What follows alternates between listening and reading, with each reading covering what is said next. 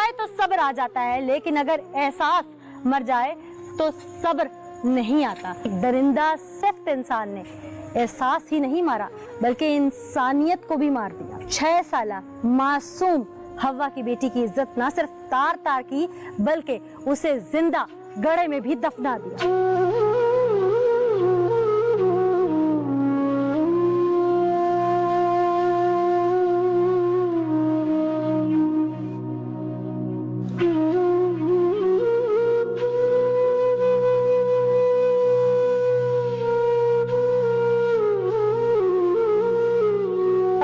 कर ही लिया था तो मारने की क्या वजह थी? मारने की ये वजह थी कि मुझे लगा कि ये मर गई है, लेकिन मर गई है वो जिंदा थी। नहीं तो तुम मारना ही क्यों चाहते थे उसको? तुमने अपना सारी हवस तो पूरी कर ली थी, तुम उसको जिंदा छोड़ देते,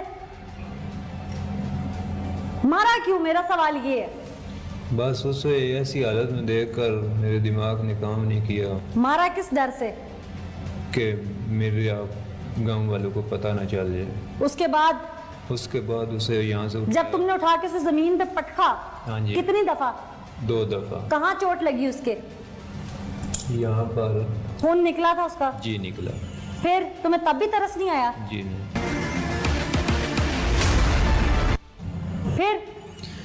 फिर उसे दूसरी दफा फेंका और साथ में एक हुजरा था उसमें रख दिया, कई लिया के गड्ढा खोद के। हुजरे में कितनी देर रखा? यही कोई 3 से 4 मिनट। इंतजामिया में से वहाँ पर कोई नहीं आया गया? जी नहीं। क्या मिली भगत थी किसी के साथ? नहीं, किसी को पहरे पे बिठाया हुआ था? जी नहीं। फिर किसी के कमरे में किसी की जगह पर इतने धड़ल्ले से बंदा कैसे लेके जाता है? बस कोई आदमी मुझे देख नहीं रहा था। जिस जगह पे तुम लेके गए वो तुम्हारी जगह तो नहीं थी ना? जी नहीं, मेरी नहीं। तो वहाँ पे तो कोई भी आ सकता था? जी नहीं। पहले से डिसाइड की हुई थी जगह? जी। कितनी देर पहले से प्लान कर रहे थे?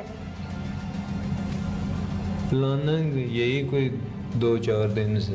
2-4 दिन पहले से उसी बच्ची पे नियत क्यों खराब थी? कोई औरत नहीं, कोई लड़की नहीं बड़ी, कोई जवान हो कि चलो उस पे नियत खराब हो गई, ये मासूम बच्ची को क्यों? बस कोई अपनी मर्जी से करता तो वो अल्लाह और तुम्हारा मामला था, वो उसका जाती फेल था। इस मासूम बच्ची को टारगेट क्यों किया, मेरा सवाल ये है। बस वैसे ही मैम हो गया गलती से। तुम्हारे बच्चे कितनी उम्र के हैं? यही होंगे कुछ 2-2.5 साल का, एक 4 साल का होगा। यानी इस बच्ची की उम्र का तुम्हारा अपना बच्चा भी है? जी है। डूब मरने का मुकाम है तुम्हारे लिए। तुम्हें उस बच्ची में अपना बच्चा नजर नहीं आया? बस दरिंदगी। क्या कहा है तुमने?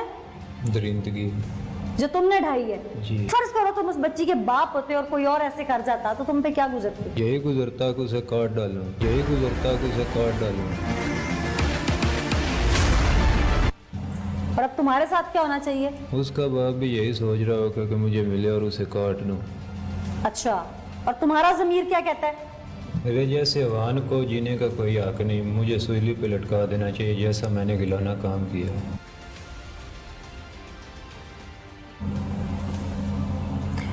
तुम्हें सूली पे बार बार लटकाना चाहिए। दिन रात अखबारात में, टीवी में, सोशल मीडिया पे हम चीख चीख के तुम जैसे नासूरों को बताते हैं कि ये गलत है, ये गुनाह है।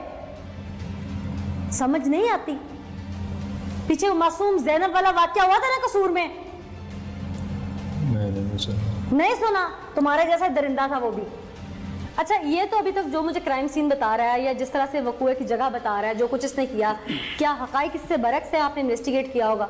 मैडम अभी हमने इसे इनिशियली इन्वेस्टिगेट किया है और इनिशियल इन्वेस्टिगेशन में कुछ जो चीज़ें ये बता रहा है वो तो वेरीफाई हो जाती हैं और कुछ चीज़ें जो है वो फर्दर इन्वेस्टिगेशन में वेरीफाई होने वाली हैं।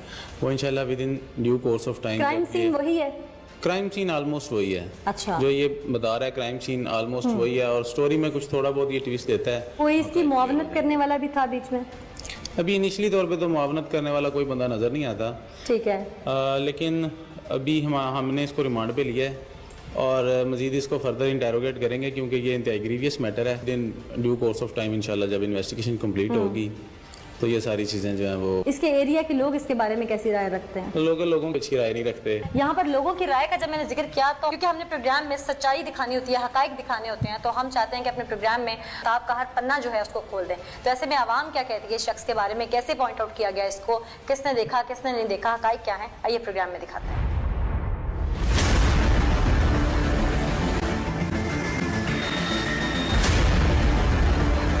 अस्सलाम जी, कैसा किरदार था इस मुल्जिम का?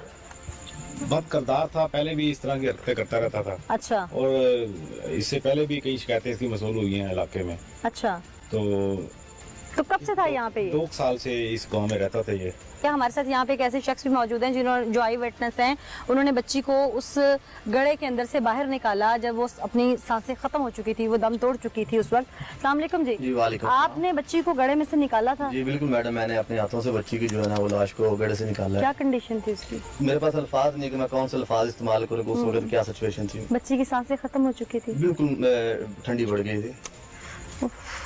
बच्ची जो है उसको टॉर्चर के निशान भी थे? जी बिल्कुल मैडम, उसके इस जगह पे भी जख्म था, दांत भी तकरीबन टूटे हुए थे और ब्लीडिंग भी उसको जो है ना हो। कितना गहरा था वो गड़ा जिसमें मैडम थी? तकरीबन 2-2.5 फुट था वो। और उसके ऊपर मट्टी वगैरह थी? जी बिल्कुल, मट्टी वगैरह डाली हुई थी उसने। मट्टी डाली हुई जी, थी। बिल्कुल। बच्ची को किसी चीज में लपेट के डाला हुआ था? नहीं बिल्कुल मैडम, किसी चीज में लपेटा नहीं था, गड़ा खोद के उसके अंदर उसी तरह उसने फेंक सीधी दिया। फेंक दी हुई थी बस, हाँ, कि लटाई हुई नहीं, थी? बिल्कुल सीधी फेंकी हुई थी। उसकी जो पाँव वगैरह थे ये ऊपर थे। पहले जब मैंने उसको यानी कि निकालना शुरू किया तो उसका जो है ना पाँव मेरे जो है ना हाथ लगा, पहले उसको जो ओपन हुआ वो मस्जिद ਦੇ ਵਿੱਚ ਮਾਰ ਕੇ ਨਾ ਉਹਦੇ ਦੰਦ ਤੋੜ ਦਿੱਤੇ ਨੇ। ਆ ਉਹਨੂੰ ਨਿਸ਼ਾਨ ਲੱਗੇ ਨੇ ਆ ਕੰਨ ਦੇ ਉੱਤੇ ਜੀ ਜਿਹੜੇ ਨੇ। आपने देखा ਆਪ ਜੀ ਮੈਂ ਝੋਲੀ ਦੇ ਵਿੱਚ ਭਾਗ ਕੇ ਉੱਥੇ ਜਿਹੜੇ ਪੱਟੀ ਨੇ ਉਹ ਗੜੇ ਦੇ ਵਿੱਚ ਜੀ ਮੈਂ जब आपने उठाई अपनी बेटी इस हालत में तो? ਗਸਲੇ ਜੀ ਕੋਈ ਦੁਨੀਆ ਦੀ ਹੋਸ਼ ਨੇ ਰੋ ਰੋ ਕੇ ਧੀ ਦਾ ਮੂੰਹ ਚੁੰਮਦਾ ਆ ਉਤੋਂ ਮਿੱਟੀ ਪੁੱਜੀਏ ਆ ਮੂੰਹ ਦੇ ਵਿੱਚੋਂ ਮਿੱਟੀ ਕੱਢੀਏ ਨਾਸਾਂ ਚੋਂ ਕੱਢੀਏ ਆਪਣੇ ਕੱਪੜਿਆਂ ਦੇ ਨਾਲ ਜਿਹੜਾ ਨਾ ਉਹ ਜੀ ਮਿੱਟੀ ਕੱਢ ਕੇ ਧੀ ਨੂੰ ਵਲੇਟ ਕੇ ਝੋਲੀ ਦੇ ਵਿੱਚ ਧਰ ਲੱਗਿਆ। ऐसे महसूस होता था ये करबला का वाकया। मस्जिद का जो छोटा सा कमरा था ना, हाँ। वहाँ वो ब्लीडिंग बहुत ज्यादा थी, खून के कतरे पड़े हुए थे, जो खौफ आता था यहाँ देख कर ना। इतना जुल्म किया उसने, इतनी मासूम सी बच्ची, 5.5 साल उसकी उम्र थी।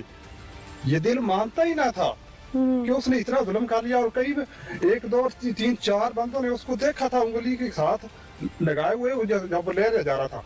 किसी का दिल मानता ही ना था, ये छोटी सी बच्ची है, इसके साथ ये ज्यादती करेगा। लेकिन उसका इरादा कुछ और था। तो वो मस्जिद में ले गया, वो पाक जोर जगह के पे। बाद का टाइम का नमाज के 1 घंटा के बाद का टाइम था, जब वो छोटा सा कमरा है उसके अंदर नमाजियों का आना जाना नहीं है, लेकिन नमाज का वो टाइम भी नहीं था। उस वक्त वो ले गया, उसके साथ वो बर्बरियत करता रहा, जालिम दरिंदा।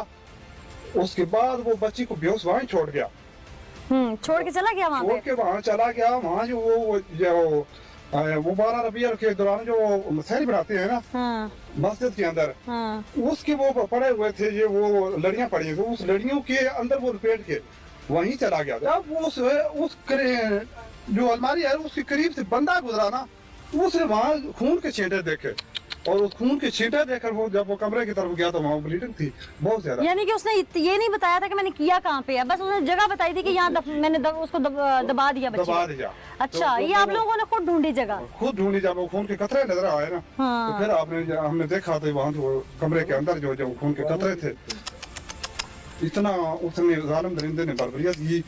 तो आपसे बिल्कुल जी, जालिम दरिंदे ने जो बर्बरियत ढाई वो यकीनन नाकाबिले फरामोश है। जो कुछ उसने किया वो सज़ा उसे मिलनी चाहिए, इंसाफ इन माँ बाप का हक है। चाइल्ड अब्यूज़ के हवाले से ज़ैनब बिल भी पास हुआ। ज़ैनब के साथ जब वाक़या हुआ, या ज़ैनब जैसी कई मासूम बच्चियाँ, आयशा थी जिसमें, और दीगर बच्चियाँ, तो उसके बाद हुकूमत हिल गई, ऐवान हिल गए, हमारे कानून नाफिज करने वाले इदारे हिल गए, हम सहाफ़ी हिल गए, यहाँ तक कि हर आंख अश्कबार थी, हर किसी का दिल हिल गया। लेकिन नहीं हिला तो ऐसे दरिंदों का दिल नहीं हिला। वो कवरेज हमने इस नियत से की थी कि अगर ज़ैनब जैसी कोई और बच्ची दोबारा लुक़्मा अजल बनने लगे या कोई उसे बनाने लगे तो उसकी आंखों के सामने ये मंजर आ जाए कि ऐसा नहीं करना। पर मैं हैरान हूँ, इन बिलों के इन कवानीन के पास होने के बाद भी, ये बिल मंजूर होने के बाद भी ये लोग न टलते हैं, ना इन्हें खौफ खुदा है, ना इनमें इंसानियत है, ना इनमें दर्द है। आइए आगे चलते हैं। तो पाक जगह पर ले जाकर उसे मारा, फिर उसे जिंदा ही गड्ढे में दफन कर दिया।